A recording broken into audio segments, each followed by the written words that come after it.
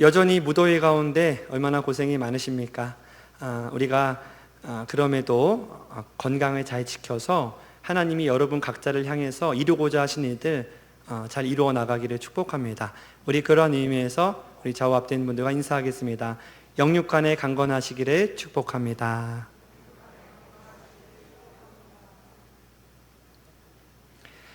여러분 혹시 이런 생각 해본 적 있으실까요? 다른 사람들은 다 잘 사는 것 같은데 왜 나만 이렇게 힘들까?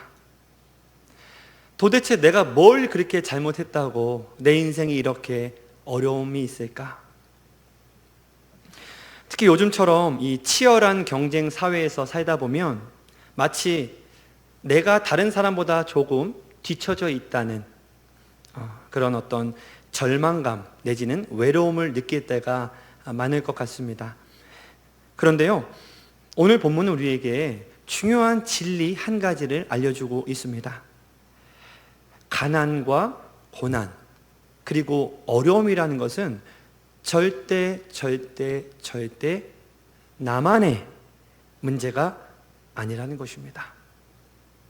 이는 이 공동체 전체가 함께 져야 할 짐이고, 더 나아가서 하나님이 특별하게 관심을 가지고 보시는 영역이라는 것이지요. 오늘 본문은 저로 하여금 이 가난한 자에 대해서 깊이 묵상하게 도와주었는데요. 특히 성경이 말씀하는 이 가난한 자라는 이 것에 있어서 이중적인 그런 모습을 이야기하고 있었기 때문에 참 흥미롭게 저는 오늘 본문을 생각해 볼 수 있었습니다. 20절에 보면 가난한 자는 이웃에게도 미움을 받는다 이렇게 얘기하고 있습니다. 이 말씀은 어떤 이유를 다 떠나서 세상의 현실을 있는 그대로 지금 이야기하고 있는 것이죠.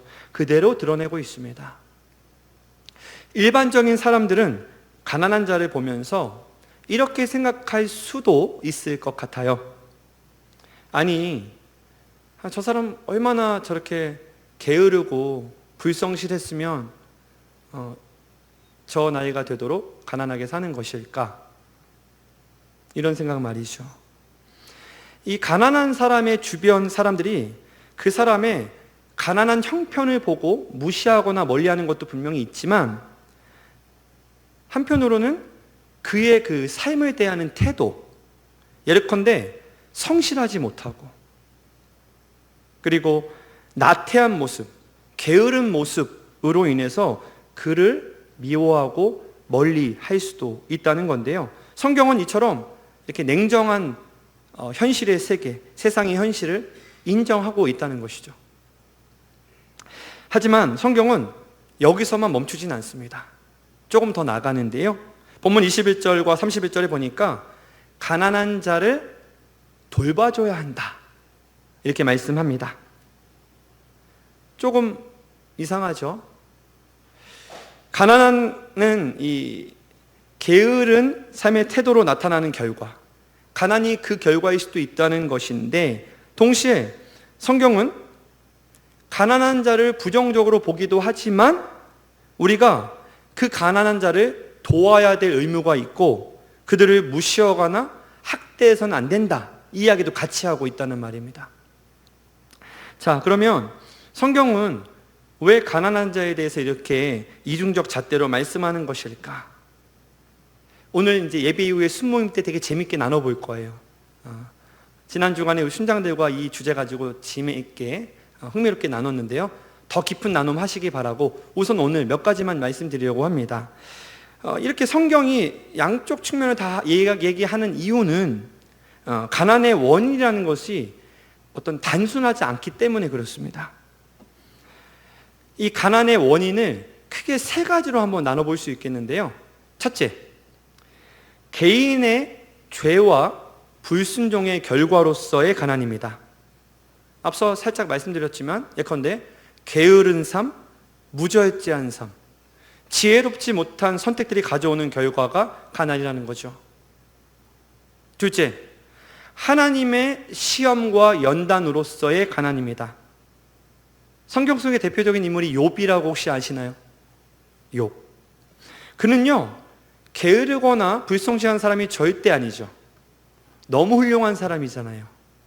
그런데 그렇게 순전하고 정직함으로 하나님을 경외하며 악에서 떠난 자라는 평가를 받았지만 극심한 고난을 겪었습니다. 그것은 하나님이 그를 통해서 하고자 하신 일이 있었기 때문입니다. 끝으로 사회적 불의와 구조적인 악취로 인한 가난입니다. 착취로 인한 가난입니다.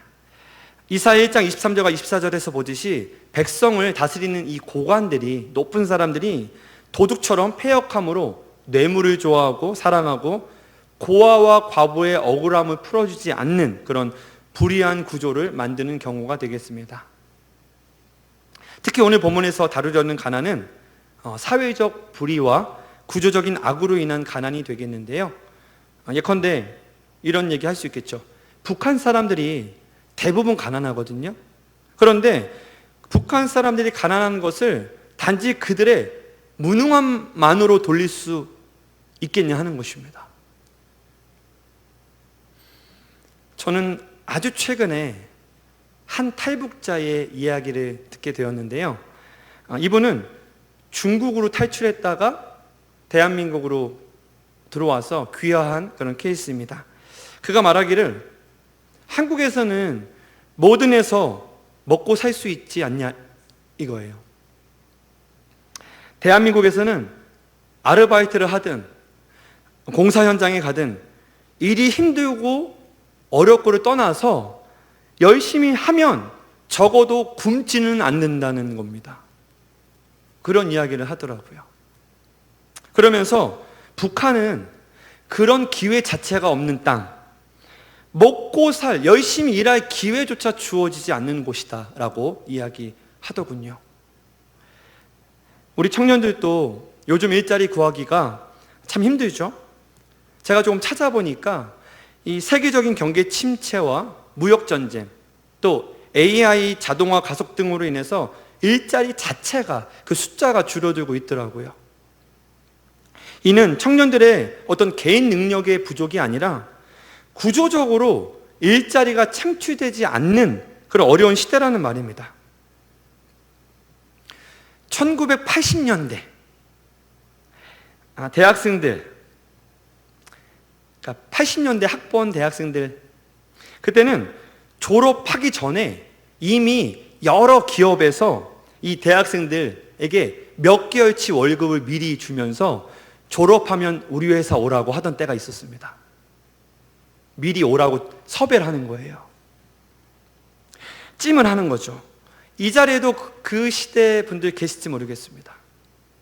아무튼 그래서 이 대학 다니면서 A 회사의 돈을 받고 있었는데 졸업이 가까우면서 B 회사에 가고 싶을 수가 있잖아요. 그러면 어떡하지? A 회사에 받은 돈이 있으니까 A 회사를 갈까?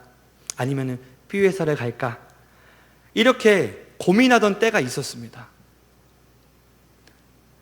꿈나라 이야기 같죠. 근데 대한민국에서 실제로 그런 일이 있었습니다. 이처럼 세월 자체가, 시대 자체가 오늘날 청년들을 힘들게 하는 것도 분명한 사실입니다. 오늘 본문에도 보니까 이 가난이라는 것을 사회의 문제로 바라보는 표현이 나옵니다. 이제까지 이 잠언에 잘 등장하지 않았던 단어들이 있는데 예컨대 왕, 주권자, 나라, 백성, 이웃, 친구, 이것입니다. 이 단어들은 이 공동체적 관심사를 드러내는 단어인데요. 왕이나 주권자는 반드시 따르는 사람이 있어야, 무리가 있어야 존재할 수 있고, 백성과 이웃, 친구는 함께 모여 사는 사람들을 뜻합니다. 그리고 나라는 사람들이 함께 이룬 공동체라고 할 수 있는데요. 그런데 어느 공동체든지 간에 가난한 사람은 나오게 되어 있거든요. 고로 오늘 본문은 가난에 대해서 개인적인 문제가 아닌 공동체의 문제라는 인식의 전환을 요구하고 있습니다. 가난을 개인적인 문제로만 국한시킨다면 가난한 사람의 게으름과 무능력, 불성실함을 탓하겠지만 가난을 이 공동체 문제로 본다면 이야기가 확 달라지는 것이죠. 신명기 15장 11절에서 하나님은 이렇게 말씀하십니다. 땅에는 언제든지 가난한 자가 그치지 아니하겠으므로 내가 내게 명령하여 이르노니 너는 반드시 내 땅 안 내 형제 중 곤란한 자와 가난한 자에게 내 손을 펼지니라. 이 구절은요, 가난이라는 것이 아무리 세월이 많이 흘러도 영원히 사라지지 않을 사회적 현실임을 인정하면서 동시에 우리에게 가난한 사람을 돌보라는 그런 책임을 부여하시는 말씀이 되겠습니다. 그런가 하면 이 악인과 의인의 문제도 마찬가지입니다. 저는 오늘 본문을 묵상하면서 피난처라는 단어에 대해서 더 깊이 생각해 봤습니다. 우리 함께 따라 보실까요? 피난처. 우리에겐 이게 너무 필요하거든요. 저에게도 참 필요한 것입니다. 피난처. 세상에 악이 판을 치고 불의가 공공연해지면 의인, 즉 의롭게 살려는 사람들은 반드시 고난을 받게 되어 있거든요. 의인이 뭔가 잘못해서 고난받는 게 아닙니다. 의인은 잘못한 게 없음에도 도리어 하나님의 뜻을 행하면 행할수록 더욱 고난받는 그런 사회가 된다는 것이죠. 여기서 우리는 성경 속 위대한 인물들을 한번 생각해 볼 필요가 있습니다. 예컨대 다윗은요, 장인 어른인 사울에게 쫓기며 도망하는 자의 삶을 살았고요. 엘리야는 이세벨이라는 여인의 위협으로 인해서 죽고 싶은 만큼 절망했습니다.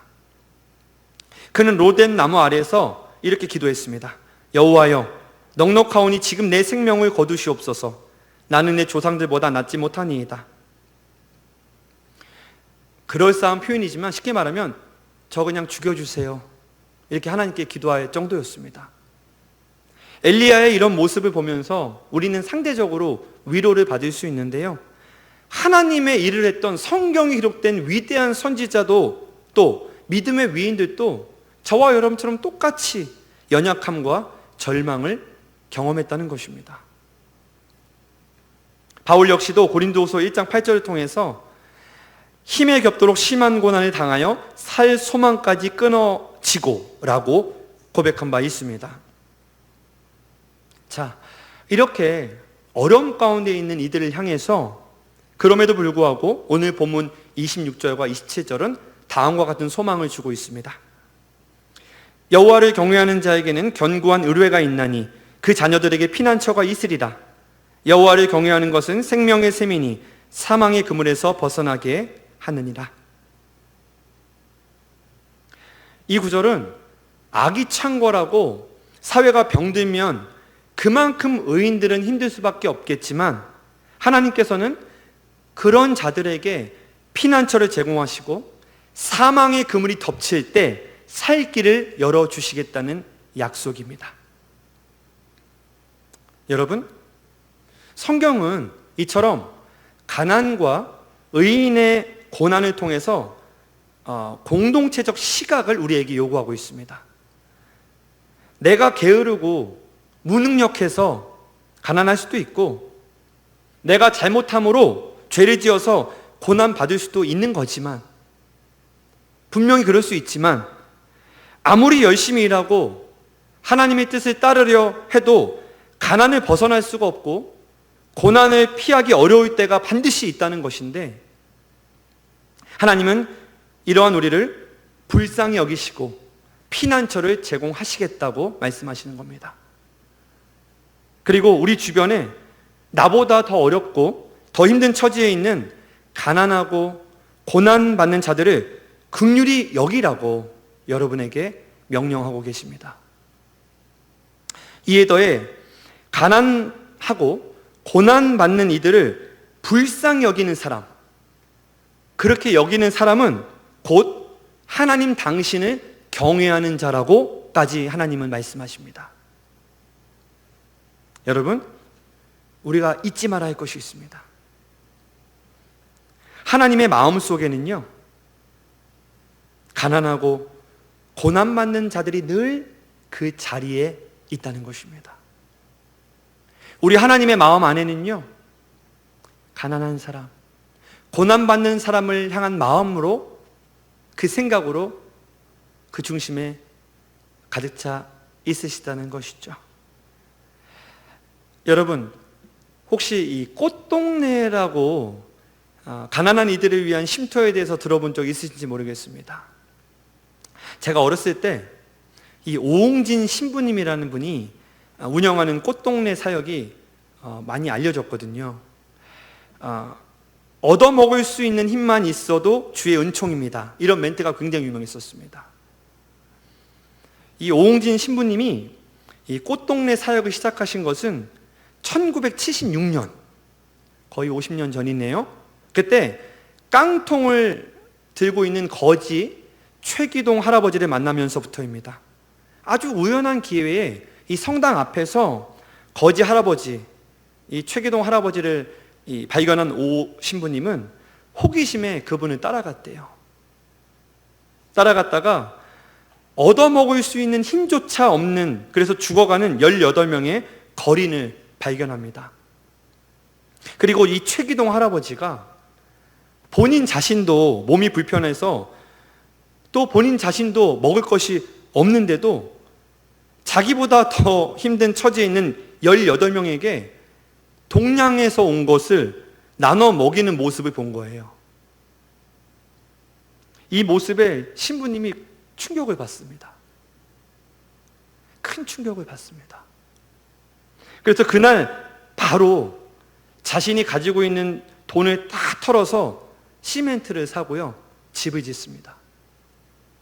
그리고 그 집에 거린들을 모시고 먹여 살리기 시작했는데, 그 집이 점점 규모가 커져서 많은 가난한 이들의 쉼터인 꽃동네가 된 것이죠. 2025년 올해죠. 충북 음성에 위치한 이 꽃동네는 40년이 넘는 시간, 거의 50년이 가까이 되는 이 시간 동안 국내외 가난하고 어려운 이들을 돕는 종합복지 타운으로 자리 잡았습니다.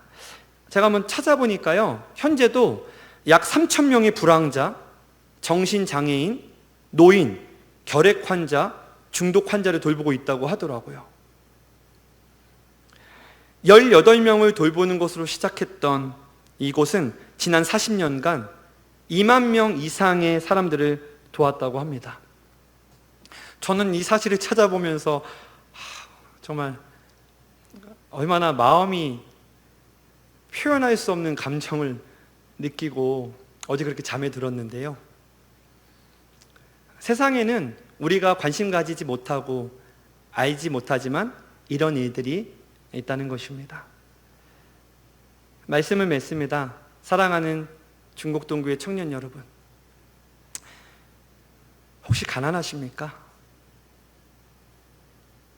현재 어려움과 고난 가운데 계신가요? 혹 그렇다면 곰곰이 생각해 보십시오. 그래서 그것이, 그 가난과 그 고난이 만약 내 잘못이고 나의 불성실함 때문이라면 하나님께 회개하시면 됩니다. 이런 연약한 날 용서해 달라고 말이죠. 그러나 아무리 생각해봐도 내 잘못이나 내 문제가 없는데도, 그런데도 고난받고 있다면 하나님 앞에 나와서 이 고난에서 나를 좀 건져달라고, 이 가난에서 나를 좀 끄집어내달라고 간절히 기도하십시오. 하나님은 그런 분들에게 오늘 말씀의 근거에서 반드시 피난처를 예비하실 것이고 생명의 샘을 허락하실 것입니다. 그리고 중요한 한 가지, 여러분이 겪고 있는 지금의 어려움, 그 어려움이 절대 혼자만의 것임이 아님을 기억하십시오. 또 지금은 평안하지만 앞으로 여러분 앞에 다가올 고난이 있을 때, 그 고난의 자리에 서게 될 때, 그 고난이 결코 여러분 혼자만의 것이 아니라는 것을 기억하십시오. 나만 힘든 게 아니구나 라는 위로를 받으시기 바랍니다. 여러분, 성경 속 모든 믿음의 인물들이 그와 비슷한 길을 걸었고요, 그때마다 하나님은 그들 모두에게 피난처가 되어 주셨습니다. 아무쪼록 오늘 본문의 약속의 말씀을 믿고 열심히 기도하심으로 고난에서 건져져서 하나님이 예비하신 피난처에 머무는 인생 살아가는 여러분 모두가 되시기를 주의 이름으로 간절히 축원합니다.